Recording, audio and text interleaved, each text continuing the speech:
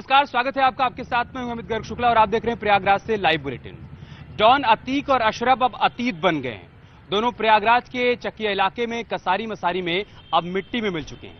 लेकिन कल जब दोनों को सुपुर्दे खाक किया जा रहा था तो आशंका थी और सभी ये कयास लगा रहे थे कि अतीक की पत्नी शाइस्ता वहां पर आएगी अतीक को आखिरी बार देखने के लिए। बावजूद इसके शाइस्ता वहां पर नहीं आई और ये सवाल अब भी बरकरार है कि शाइस्ता कहां है।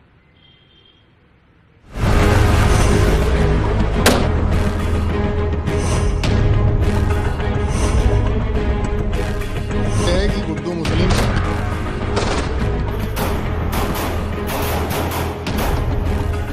पति और देवर को गोलियों से भून दिया गया, लेकिन शाइस्ता परवीन गायब रही। उमेश पाल की हत्या के आरोपी लाडले बेटे असद को एनकाउंटर में मार दिया गया, लेकिन शाइस्ता परवीन ने उसे आखिरी बार देखना तक मुनासिब नहीं समझा।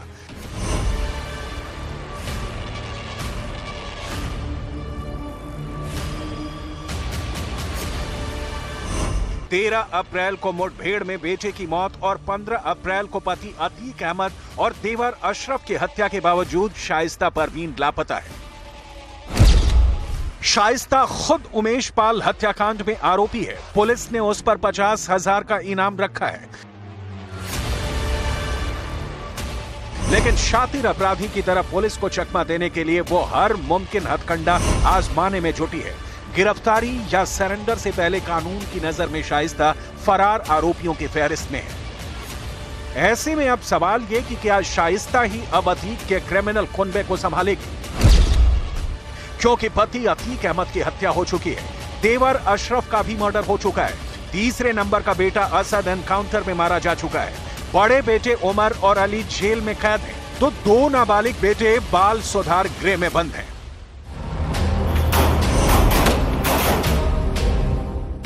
पुलिस के मुताबिक अतीक एंड फैमिली के कई और सदस्य और रिश्तेदार वांटेड हैं। ऐसे में सबसे बड़ा सवाल तो यह है कि शाइस्ता परवीन कानून का सामना करेगी या फिर अतीक के जुर्म और जुल्म की सल्तनत की सुल्ताना बनना पसंद करेगी।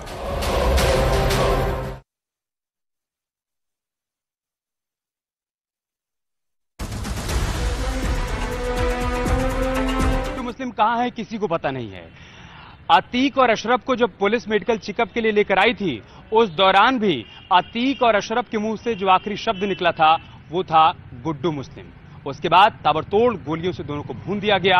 अतीक को 8 गोली, अशरफ को 5 गोली लगी और मौके पर ही दोनों की मौत हो गई।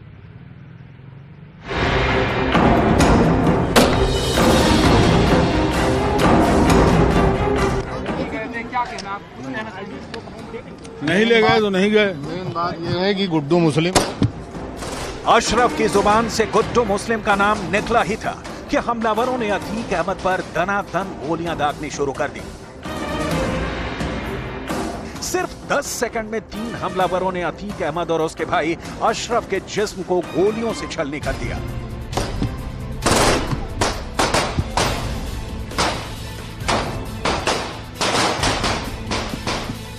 चंद सेकंड पहले जो अशरफ गुड्डू मुस्लिम का नाम लेकर कुछ कहने ही वाला था, क्या कहना आप? नहीं ले गए तो नहीं गए। मेन बात यह है कि गुड्डू मुस्लिम। वो अपने भाई अतीक अहमद के साथ खून से लथपथ जमीन पर बेजान पड़ा था। सवाल उठता है कि क्या अतीक और अशरफ की हत्या का गुड्डू मुस्लिम से कोई कनेक्शन है? गुड्डू मुस्लिम का नाम लेते ही अतीक पर अंधाधुंध गोलीबारी इत्तेफाक थी या फिर कोई बड़ी साजिश? इसका पर्दाफाश अभी बाकी है, लेकिन सवाल यह कि गुड्डू मुस्लिम कौन है, अभी कहां है, उसका अतीक से क्या रिश्ता है, ये सब कुछ आपको बताएंगे। अभी आपको गुड्डू मुस्लिम पर सबसे बड़ी खबर बताते हैं।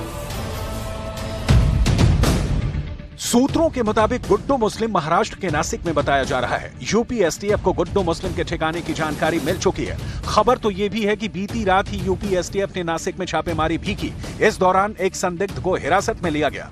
हिरासत में लिया गया संदिग्ध नासिक के एक होटल में वेटर है।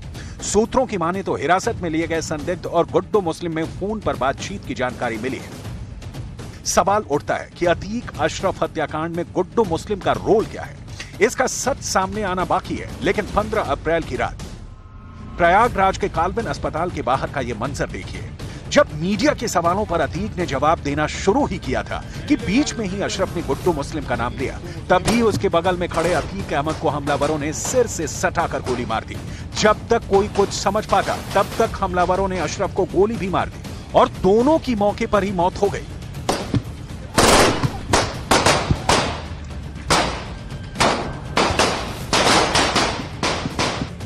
दावे के मुताबिक अतीक और अशरफ की हत्या किसी बड़े मकसद से की गई है।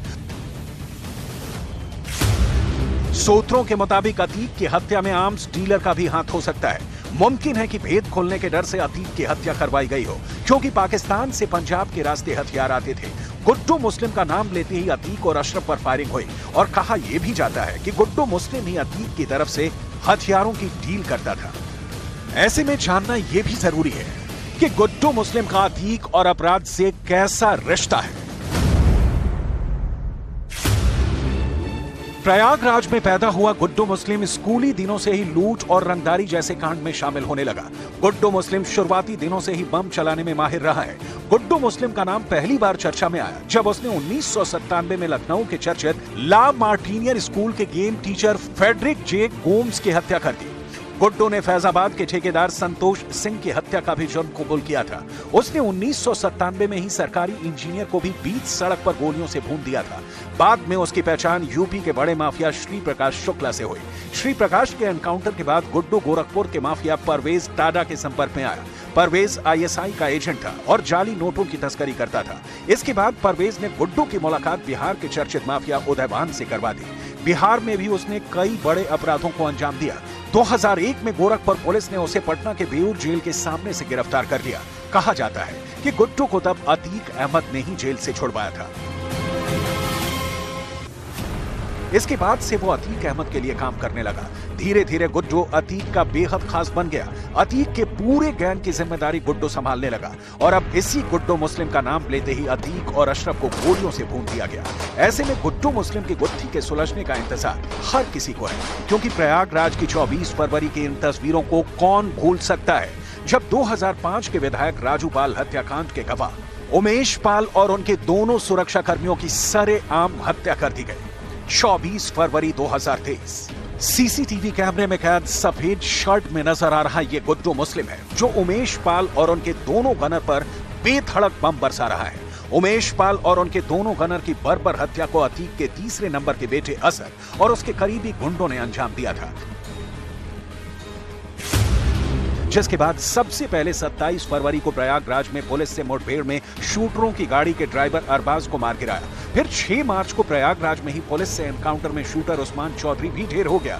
इसके बाद 13 अप्रैल को झांसी में पुलिस ने अतीक के बेटे असद और करीबी शूटर गुलाम का एनकाउंटर कर दिया और आखिर में 15 अप्रैल को प्रयागराज में ही पुलिस की मौजूदगी में अतीक और अशरफ की हत्या कर दी गई।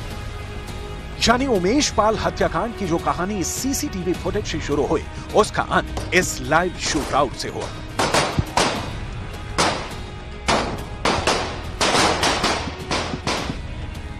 माफियागिरी के बूते सांसद और विधायक तक के चुनाव जीत चुके अतीक और अशरफ के मर्डर से यूपी के दूसरे डॉन भी टेंशन में है। बताया जा रहा है कि बांदा की जेल में बंद माफिया मुख्तार अंसारी भी दहशत में है। अतीक की हत्या की खबर से उसकी आंखों की नींद गायब है।